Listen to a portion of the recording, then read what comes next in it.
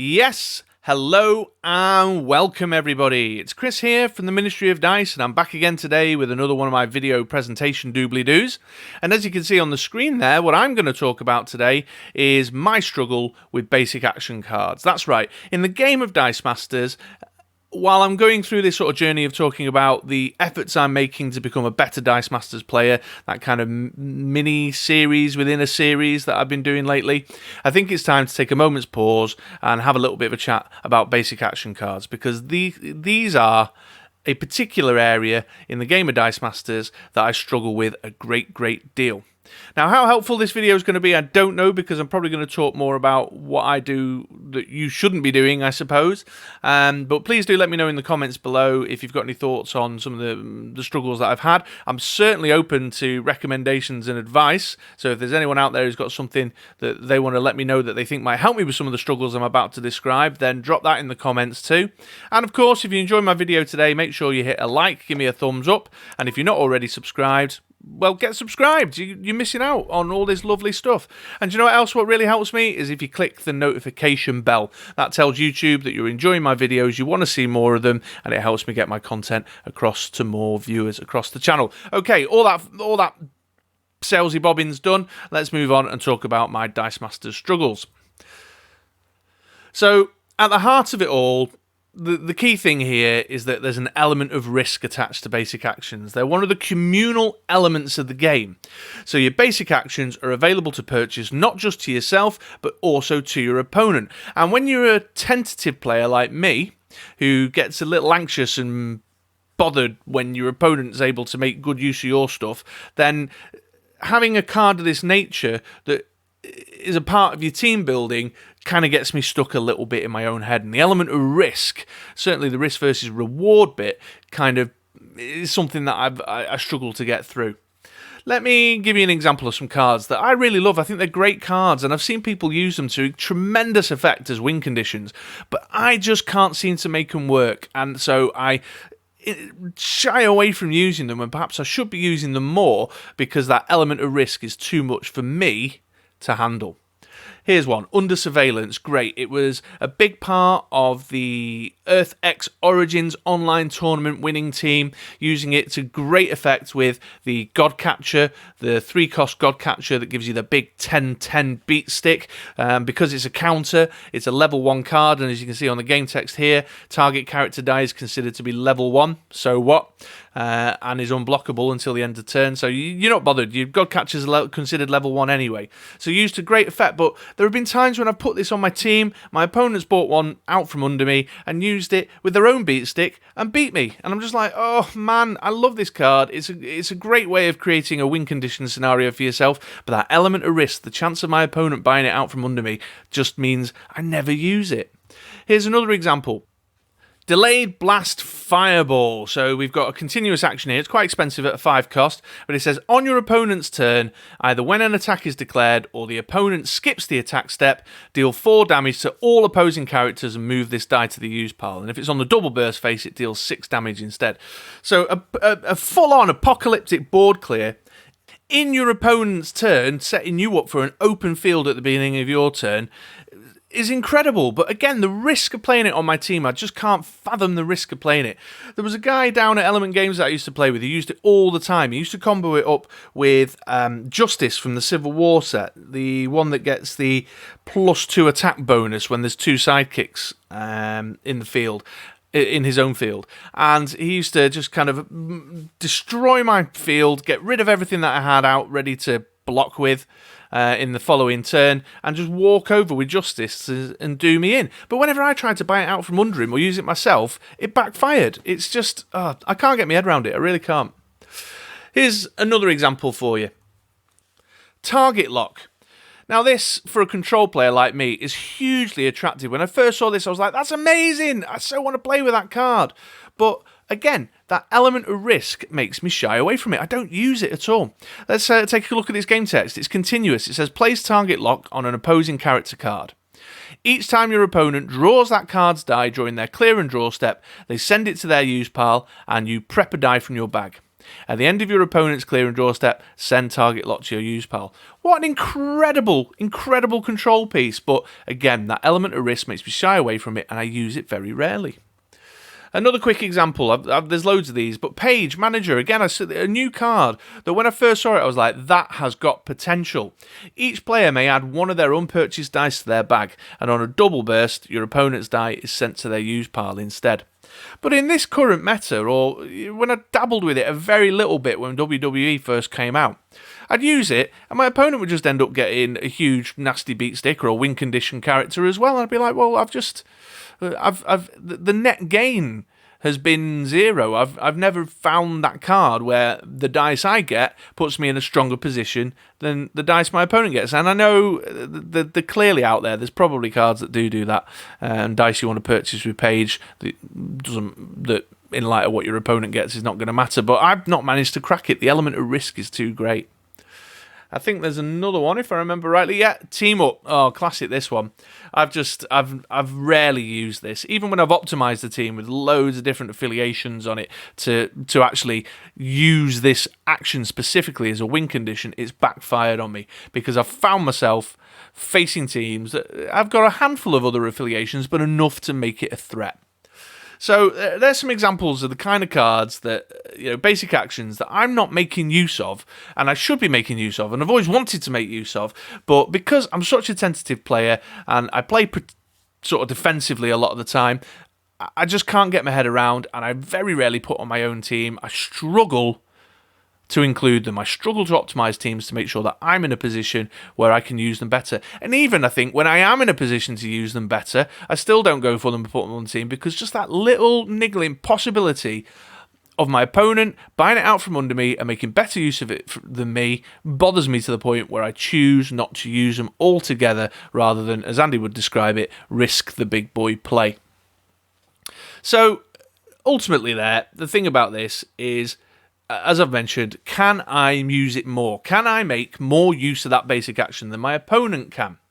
And I have managed to crack it one or two times.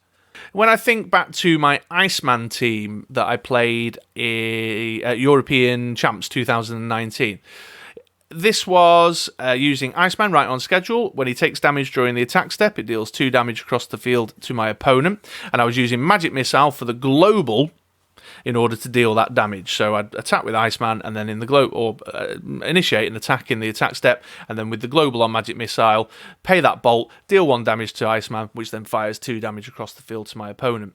But this is what could qualify as a very high risk basic action in my mind. It's low cost at a 3 for what it does because it deals 2 damage to target character die or player. So anybody can make use of that. That's just there you go. There's a win con that we can both use that I'm communally placing on the table for us both to take advantage of, but also that global, because as much removal as I could use it for, or for as much as rolling it into my strategy, my opponent can use it as removal too. However, what I did is I had to kind of think about it, and I made sure that I had cards on my team with big arses, or that were going to benefit from it, like Iceman, or Wonder Woman Reflection, she's got big defense, or if I was using smaller characters, I'd use characters like Chewinga. This was for my bolt generation for the team. My Swarmer, so there's my ramp, but he's also got that extra he, she, it's also, it's an elemental. Do you say it? Do they have genders? Elementals? I don't know. But the little bit at the bottom of the game text there, when Chewinga is KO'd by non-combat damage, prep a die from your bag. So I'm like, well, do you know what? I want to put one in the field to get my swarm going, generate loads of bolts to buy my bolty characters, and then using the Magic Missile Global with my Iceman combo. But if my opponent did want to use my Magic Missile to shoot it out, well, at least I get that little bit of prep. At least there's still a bit of benefit to it. Same again with putting Wonder Woman on the team. I use Magic Missile with Steve Trevor. So this is a great combo here. You KO Steve Trevor, and then you get to buy your Wonder Woman for 3 less and prep it. So it's a tremendous way of getting your hands on your Wonder Woman super quick. If they shoot it out, well, that's fine. Then I can use Magic Missile to kill him to buy my Wonder Woman. But if they shoot him out, well, they're just generating me more bolts to use to plow into the Magic Missile myself next turn. So I think I cracked it. I managed to find that balance between a basic action card and mitigating the risk elements that put me in my head and send me into a spin so much. Let me give you another example. Andy jokes about this all the time. He joked about it when I was discussing this video with him. I put static field on a lot of teams. His line was, you struggle with basic actions because you always use static field, so you only ever give yourself one slot to use.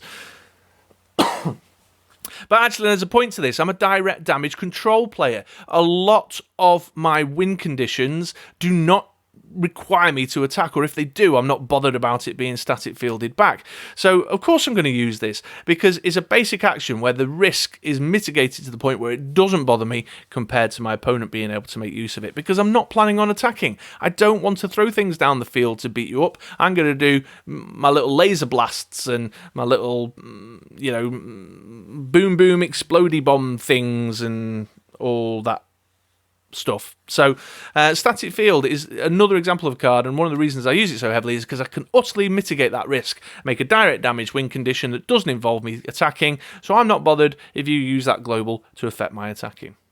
Let me give you another example. Way Out West. This is one I've been tinkering around with lately. Put target character to die from opponent's prep area into their use pile. This is one in the current meta is particularly useful because of the Becky Lynch global that's hanging around. And I'm kind of a bit like, well, do you know what? If my opponent wants to buy it, I don't play Becky Lynch. I won't play Becky Lynch because I'm a man of principle, unlike others. You know who y'all are. You Becky Lynch beat stick aggro people. Blech. But Way Out West, I know I want to prevent you from doing your janky second turn prepping Becky Lynch using her global, so I'm going to play Way Out West because I can get more benefit out of that than you. And do you know what? I might use your Becky Lynch global. If you want to buy it out from under me, then do so, but I've not rolled it into my strategy. I've set myself up to use that to get more use out of preventing you from getting ahead, but it's not really going to affect me because I've built my team not to use the prep global. It's just gravy if you've got it, you know. I'll tell you what, for my sins, one thing I have done in the past, back in the day when World's Finest was around, I used to play a lot of Bat Family teams. I love Bat Family themed teams. I'm a big Batman fan. I used to, I'm a DC Comics guy through and through, and so I used to play Dark Avenger because it was like, well, if they want to bite and do me 1 damage, that's cool, but I've got Bat Family characters, so I'll deal 2 damage. You know, and it's cheap, it's cheerful, it's easy, but they would be less inclined to buy it than I would because, in theory, they should have better purchases to make on their team.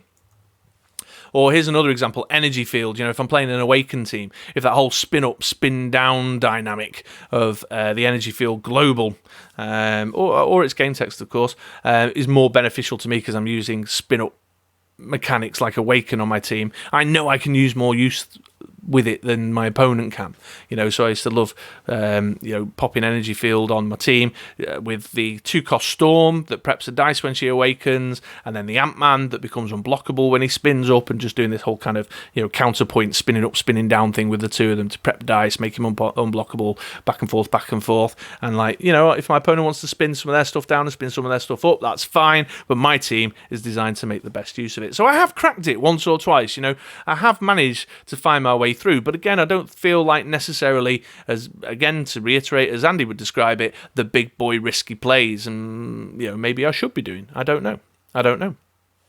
Let's take it on to the next idea. Let's talk a little bit about going with useless stuff, which is a bit unfair. It's not useless stuff, but I have certainly been guilty of getting so wrapped up in that element of risk that I've just dropped useless crap on my team in basic actions, thinking, well, I'm not going to buy it, but my opponent's not going to buy it either. There are better cards, maybe, but I feel like they're too risky. And, you know, risk, to my mind, it's a low percentage threshold as to what I consider risky, as you're probably gathering. So I've just put useless stuff on there. Or not always useless stuff, but things I'll explain. I'll give you some examples. So like Assemble, I've put Assemble on teams in the past. 5-cost basic action that lets you search your bag for a character die and field it at level 1 for free. And then it's got the teamwork keyword there. Repeat this effect for another affiliated character. So alright, you know, it's actually a pretty decent game text all told, but are you going to pay 5 for it? I don't think I am, and therefore I don't think my opponent's going to. So I've thrown it on the team almost just to kill that basic action slot, to just destroy one of the communal elements of the game, because I'm too fretted up over what I might put in there that my opponent could buy. Another great example, Bat for Seconds, 4-cost basic action. It's got the underdog keyword, which is, you can use it when your opponent's got more characters in the field than you, and you can field any character from your use pile at level 3. Again, pretty decent. There's better ways of pulling characters around and through and into your field at level 3. I probably wouldn't pay 4 for that. My opponent is unlikely to then. So I've just kind of, again, killed the slot. Just dumped something in there to kill the slot. One thing I've been using a lot, if you take a look at some of the gameplay videos of me and Andy playing, certainly around the time that the Trouble in Waterdeep set came out, I was tinkering around with this card, Shield. Your character dice cannot be targeted by opposing global abilities or action dice until the beginning of your next turn. And on the double burst, it gives you a prep, and it's got the added bonus of the global that bumps up defense stats. So not entirely useless. That there was a thinking in my using of it. I was trying to prevent the Booker T force block globals or force attack globals that I was encountering a lot of the time. Particularly Andy was playing around with that 4-cost Becky Lynch with the Booker T global. So it had its use, but it was kind of, just sort of there for a very situational, specific circumstance. 3-cost, I wasn't buying it all the time when I perhaps should have been doing, but I think it's unfair to label that one useless necessarily, unlike the other two, which I think the cost benefit is imbalanced, but that's what I habitually seem to be doing with my basic actions, is sort of trying to just kill the slot.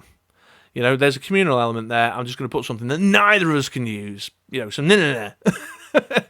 And it's not, I don't know, it's not a great way of team building, I don't think, and I'm trying to get a bit better at that. And again, I'll reiterate what I said at the beginning. If anyone's got any suggestions as to how to get my head out of this space, then please do share them in the comments below. I'd love to know.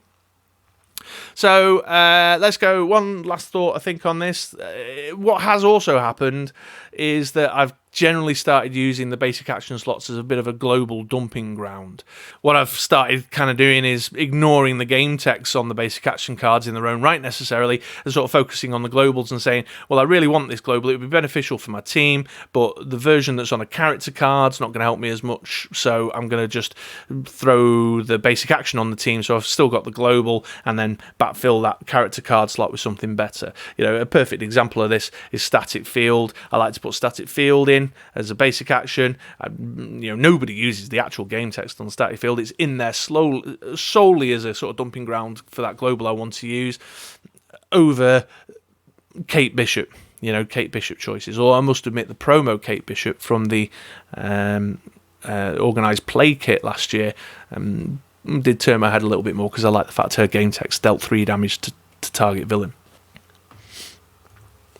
Here's another example, Resurrection. It irks me for a while that Atlas Purged with Pim Particles was the only prep global available for a short period. That's about to change. But filling a character card slot just for a global that I wanted to use paid me, because I was like, well, I could buy the character, and I have done once or twice, but he's not really there as part of the win condition. I just want the prep global, so that bothers me. But I don't mind kind of dumping that off in a basic action slot. And do you know what? If my opponent wants to use Resurrection, let them. They've probably got some means of prepping too.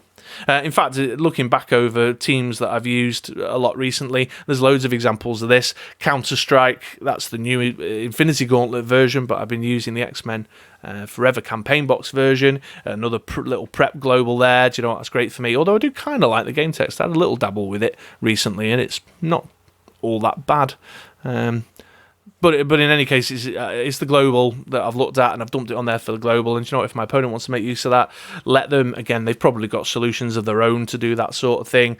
Villainous Pact is back, but I've used Villainous Pact loads through. Although Villainous Pact is actually a risk versus reward card. I won't put this on a team unless I know I've got a villain or two of my own to serve as blockers. I've definitely, in the early days of playing the game, been caught out with that when my opponent's bought it and gone, I'll attack, and there's your one blocker. I'm like, oh, what? Oh, no. But I wanted a mask prep. That's the thing. So that's definitely one way you need to mitigate the risk. Because I'm playing so heavily with Poison Ivy at the minute, I'm not so panicked about use of that card. Poison Ivy and Mastermind. specifically. Wallop, again, another example of a global. I mean, the game text is alright. KO target level 1 character dice, that's pretty decent if you want to take a god catcher out of the picture. 4 cost though, a bit steep, but that global there, pay a fist, target block character die, deals no damage. I'm playing direct damage teams. I'm not planning on attacking, so it kind of rolls into that element of risk piece. But it's a global that I can make good use of, so it's a dumping ground for the global. Create food and water, again, just about the idea of bag management. Just a dumping ground. I don't think I've ever actually bought the dice, or very rarely ever bought the dice. It's just there to use the globals. So that's kind of how I've mitigated risk, is that I've used it as a global dumping ground to pop globals that it irks me to use on character cards sometimes, because I want the character and action spaces to really maximise my win condition or my other utility that I need. And so I've just thrown globals in there that I'm not as bothered about my opponent using. Although, again, if Andy was here, he'd say, yes, you are. It really bugs you when I use my globals. When I use your globals, and yeah, to some degree that's true. And again, I don't know if I'm damaging my opportunities there by just kind of viewing the basic action card slots as a space to either fill it with a dud or fill it with a global that we can both use, but I think I can make a little bit better use. Is there more opportunity, as I say, to use basic action driven win conditions, like I described at the top of the video, that I'm shying away from too much? I'm not sure. So there we are then, boys and girls. That brings me to the close of my little chat about my struggle with basic action cards. I think it's come true, my prediction at the beginning. I'm not sure how useful that has been, except maybe there might be some of you out there who are like, yeah, I struggle with that too. I'm a bit devoid of solutions, but my commitment to you, dear viewer, is that as I continue on this journey of trying to become a better Dice Master player and win more games and experiment with some of the ideas I'm talking about, if I do find some hints and tips, then I'll certainly share them. But if you've got one out there, if you're a seasoned player and you've got some good experiences with basic action cards and some ideas as how to use them, then please do share them with us in the comments below. Don't forget to like and subscribe. On the right hand side of the screen right now, you'll see a couple of videos that the YouTube algorithm thinks that you might enjoy. So if you've got a few minutes, give them a try. But in the meantime, I'll see you on another video, on a podcast, or writing a blog post sometime soon.